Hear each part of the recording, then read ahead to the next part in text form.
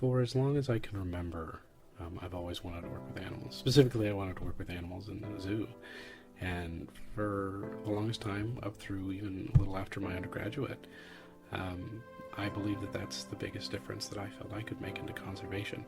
And, over time, after doing that for a while, I realized that there was a gap. I felt that, what I was doing on a daily basis wasn't moving the needle on those critical conservation issues that we would talk about every day. And I left the zoo field a few years after, and after a few years of being outside of it, I decided I wanted to go back. I wanted to restart my education, and I applied to the AIP program. And it was here that I started to find a lot of the pieces of what I was looking for.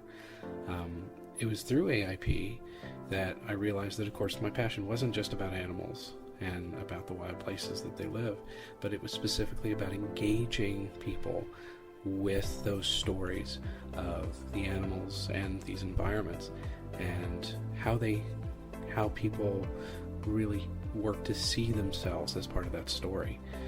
Throughout this program, I've explored a lot of different aspects of conservation and conservation communication, such as how conservation values can be embedded into the culture of organizations, even in roles that are not traditionally associated with environmental work, from guest services to hospitality operations. This journey, I have to say, has taken me from exhibit planning and wildlife interpretation to employee engagement and organizational leadership. Whether that's designing visitor experiences or leading sustainability initiatives in hospitality, I've seen how powerful it is and how powerful it can be when conservation is not just confined to one department. It becomes part of a shared identity, which is both individually and as an institution as a whole.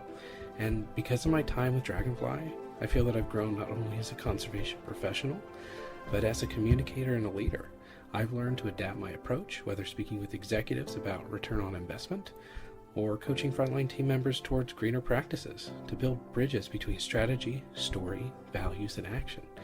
Ultimately, this degree has transformed not only my perception of the world, but how I define conservation as a whole.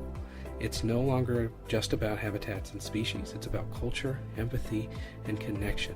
It's about designing systems that invite everyone, from animal care specialists to hospitality workers and to all community members, to take part in creating that sustainable future. And as I move forward, my goal is to continue fostering that sense of shared responsibility, helping organizations to become not only more sustainable, but more compassionate and connected to the natural world.